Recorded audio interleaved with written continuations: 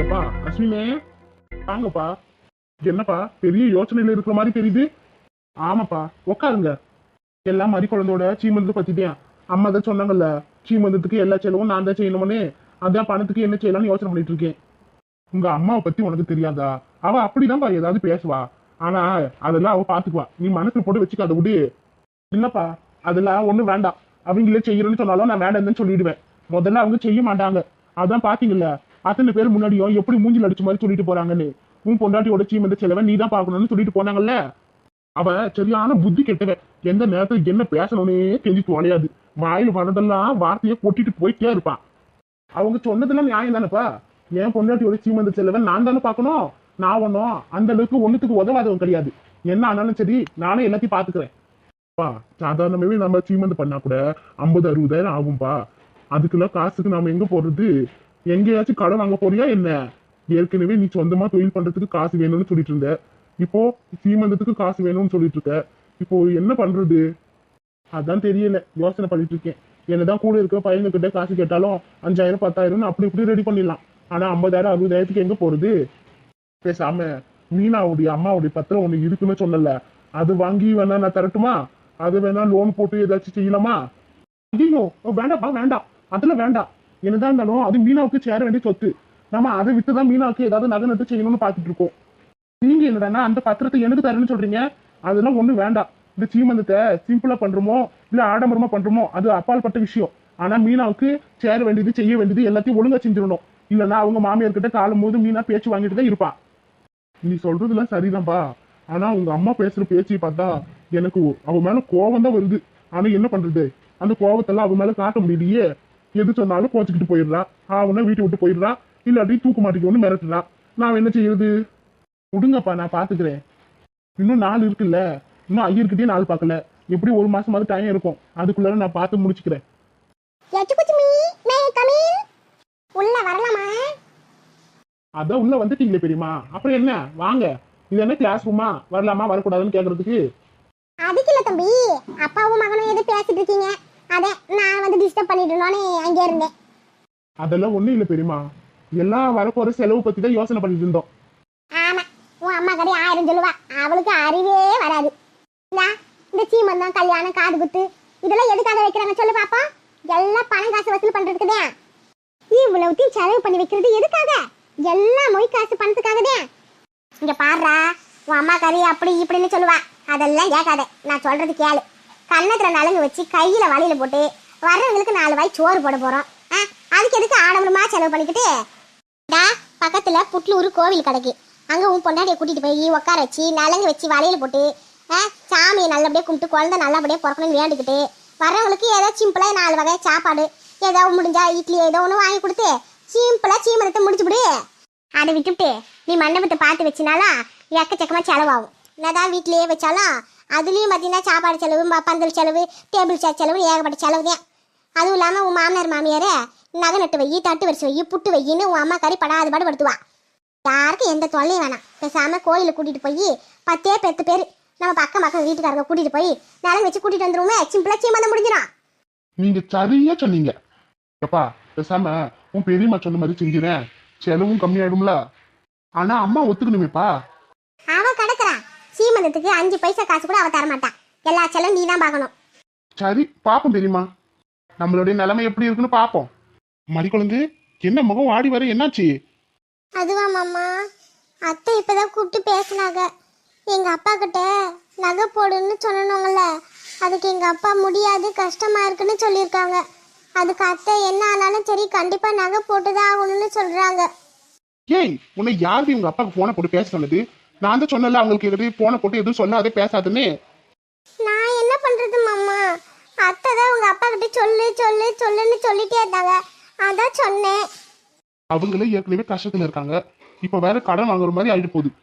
அத்தைக்காரி இருக்காளே, அடுத்தவங்க கஷ்டம் என்ன வேணா இருக்கட்டும், ஆனா அவளுக்கு எல்லாம் வந்துடணும். அப்படியேப்பட்ட ஆள் அவன். சரி விடு, மாமா கிட்ட நான் போனை போட்டு பேசிக்கிறேன். நீ மறுபடியும் எதுவும் பேச வேண்டாம். அத்தை ஒரே முடிவா சொல்லிட்டாங்க, உங்க அப்பா அம்மா நகை கண்டிப்பா செய்யணும்னு. நான் என்ன செய்ய முடியும் அதுக்கு மேல? எங்க அப்பா கிட்டயே அவங்க போனை போட்டு சொல்லிட்டாங்க.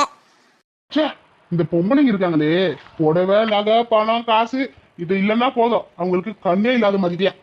மறி குழந்தை, மறி குழந்தை. இதா கரெக்டா வந்துட்டா. நாம என்ன பேசிட்டு இருந்தோம்னு நல்லா காது குத்து கேட்டுட்டு இருந்திருப்பா பாரு. சொல்லுங்க அத்தை.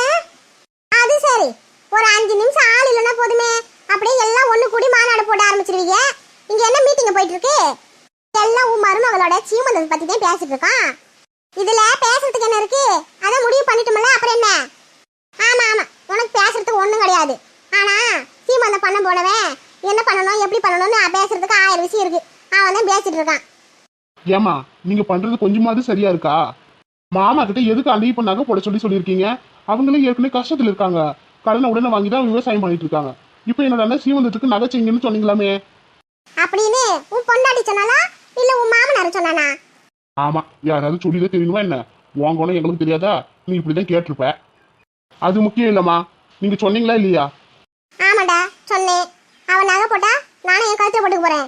உன் பொண்டாட்டி கழுத்துல தானே நகை போட போறாங்க. அப்புறம் என்ன உனக்கு கஷ்டம்? அவ கழுத்தை பாரு, காலியா கிடக்கு, மொட்டையா கிடக்கு. ஒரு கல்யாணம் ஆன பொண்ணு மாதிரியா இருக்கா? கழுத்துல ஒரு நகை நட்டு இல்ல, காது மூக்குன்னு ஒண்ணுத்தையும் காணல. கல்யாணத்துக்கு தான் அவன் எதுவும் செய்யல. அதான் சீமந்தத்துக்கு கண்டிப்பா செய்யணும்னு சொன்னேன். இதுல என்ன தப்பு இருக்கு? நகை செய்ய, இதை செய்ய, அதை செய்யன்னு வாயால சொல்லி போடலாம். ஆனா எல்லாத்தையும் வாங்கி செய்யறவங்களுக்கு தானே தெரியும் கஷ்டம். அவரால முடிஞ்சது கல்யாணத்துக்கு ஏதோ 5 பவுன் நகை போட்டாரு. அப்புறம் என்னம்மா அதுக்கு மேலே அவர்கிட்ட இதை செய்ய அதை செய்யன்னு சொல்லிட்டு இருக்கீங்க? இத்தனைக்கும் உங்க சொந்த தம்பி தானே. தம்பியோ அண்ணனோ அதெல்லாம் இந்த காலத்துல எடுபடாதுப்பா. செய்ய வேண்டியதுல செஞ்சுதான் ஆகணும். தம்பி தானேன்னு எல்லாத்தையும் தார வாத்துட்டு தான் நான் இன்னைக்கு இப்படி உட்காந்து கிடக்கேன். தருதலையாட்ட ஒரு புருஷன், ஊதாரித்தனமா சுத்திட்டு இருக்கிற ஒரு புள்ள, ஏதோ நான் உண்டியில சேர்த்து வைக்கிற காசை வச்சு இந்த குடும்பத்தை ஓடிட்டு கிடக்கேன். இப்படி என்னை சுத்தி உருப்படாதும் இருக்கிற வழியில நான் எங்கிருந்து முன்னுக்கு வர முடியும்? அன்னைக்கே எங்க அப்பா அம்மா கிட்ட சண்டை போட்டு இருக்கிற ஒரு ஏக்கரை நிலத்தால பாதிக்கு பாதியை பிரிச்சு கொடுத்துருந்தா கூட இன்னைக்கு நான் ஏதாச்சும் பொழைச்சிருந்திருப்பேன். ஆனா என் தம்பி அவனை வச்சுக்கிட்டோன்னு சொல்லி விட்டுட்டு வந்தேன் பாரு. அதை இன்னைக்கு எல்லாத்துக்கும் அனுபவிக்கிறேன். ஒரு ஏக்கரை நிலத்தை ஒரு ஆள் தான் வச்சுக்க முடியும், 9 பேரை வச்சுக்க முடியும்? நீங்க கொஞ்சம் வாயை முடிட்டு இருக்கலாம். ஏட்டி, அவன் உனக்கு மட்டும் தம்பி இல்லை, எனக்கும் தம்பி தான், சரியா? ரொம்ப ஓவரா பேசிட்டு இருக்காத. ஏதோ 1/2 பவுன் 1 பவுன் நகை கேட்டா கூட பரவாயில்ல. 5 பவுன் 6 பவுன் நகை அவளை போட சொன்னா அவன் எங்க இருந்து போடுவான்? கொஞ்சமாவது மனசாட்சி ஒண்ணு வேண்டாவா? அதானே. என்ன எல்லாம் ஒண்ணு கூடி பேசிக்கிட்டு என்னை உண்டுலன்னு பண்ணலாம் பாக்குறீங்களோ? அதெல்லாம் இல்ல, நான் முடிவு எடுத்தேன். அம்மா போது நிப்பாட்டுங்க. இது என் பொண்டாட்டியோட சீமந்தம். நீங்க தான் ஒரு பைசாவும் செலவு பண்ண மாட்டேன்னு சொல்லிட்டீங்கல்ல, அதோட விட்டுருங்க. கஷ்டப்பட்டாலும் கடன் வாங்கினாலும் நான் பாத்துக்கிறேன் எல்லாத்தையும். என் மாமனாரு நகை போடணுமா வேண்டாமான்னு முடிவு பண்ண வேண்டியது நானு. சும்மா கட்டி நீங்க இதை செய்ய அதை செய்யன்னு சொல்லாதுங்க. அப்படி சொல்றான் அவனே. சீமந்தம் என்னைக்குன்னு சொன்னீங்கல்ல, அதோட விட்டுருங்க. அவங்களால என்ன செய்ய முடியுமோ செய்யட்டும். அதை விட்டுவிட்டு இதை செய்ய அதை செய்யணும் அதிகாரம் பண்ணாதீங்க. நாங்கெல்லாம் எதுவும் கேட்க மாட்டோம். அவங்களால முடிஞ்சதை செய்வாங்க அவங்க பொண்ணுக்கு, அதோட விட்டுருங்க. அக்கம் பக்கத்துல சொந்த பந்தம் என்ன சொல்லுவாங்கிறதுக்காண்டி அவங்கள கடனை உடனே வாங்கி நகை செய்ய அதை செய்யன்னு சொல்லிட்டு கடைசியில அந்த காசை கட்ட முடியாம கஷ்டப்பட போறது அவங்க தான். சும்மா அங்கிட்டு அவங்கள தொல்லை பண்ணாதீங்க, அதோட விட்டுருங்க. கேட்டுக்க, உனக்கு பிறந்த புள்ளன்னு சொன்னா சத்தியமா என்னால நம்பவே முடியல. அவன் இவ்வளவு அறிவா பேசுதான், நீ இப்படி முட்டாளத்தனமா இருக்க. சரிப்பா சரி, நீ சொல்லிட்டல, இதுக்கு மேல நான் வாயை திறக்க மாட்டேன், சரியா? நகை போடு அதை போடு, நான் இனிமேட்டு எதுவும் சொல்ல மாட்டேன். எல்லாம் உங்க விருப்பப்படியே செஞ்சுக்கிடுங்க. இது மட்டும் நான் யாரு உங்களுக்கு கேள்வி கேட்க? பா அப்படியே கோச்சிக்கிட்டு போற மாதிரியே போவான். நேர சமையல் கட்டில போய் தட்டு நிறைய சோத்து போட்டு உட்காந்து தின்னுபிட்டு அப்படியே பக்கத்து விட்டு கதை பேச போவான். இவளை பத்தி நமக்கு தெரியாதா? நீ கரெக்டா சொன்னடாமா அவனை. நீ இது இப்படிதான் பேசணும். மாமா எதுக்கு இப்ப அத்திக்கிட்டு இப்படி சண்டை போடுறீங்க? அவங்கதான் சொல்லியும் பேசிட்டாங்கல்ல. அவங்களாச்சு அவங்க தம்பியாச்சு, அம்மதே விடுங்க. இல்லாதது பொருளாதான் சொல்லி மறுபடியும் அத்தை வீட்டு விட்டு கோச்சிக்கிட்டு போறாங்க. யாரு அவ கோச்சிக்கிட்டு போவாளா? நம்மள கொலை பண்ணாம இருக்க மாட்டான். உன் புருஷன் பேசுனதுதான் சரி. டக்குன்னு இந்த மாதிரி வாயால மூஞ்சி அடிச்ச மாதிரி பேசணும். அப்பதான் அவன் மூஞ்சி சுழிச்சுக்கிட்டு போவான். நம்ம பாட்டுக்கு அவன் பேசுறதுக்குள்ள வாயை முடிக்கிட்டு இருந்தா அவளா இதை செய்ய அதை செய்யன்னு சொல்லிட்டே தான் இருப்பா. நீ அமைதியா இரு. அதுக்கு இல்ல பெரியத்த, நான் என்ன சொல்ல வரேன்னா. அம்மாடி மருமகளே, அதுல எதுவும் சொல்ல வேண்டாம். உன் மாமியா இருக்காரியே, ஒன்னும் சொல்ல மாட்டா. எல்லாத்தையும் நாங்க பாத்துக்கிறோம், நீ அமைதியா இரு. சரி, என்னமோ பண்ணுங்க.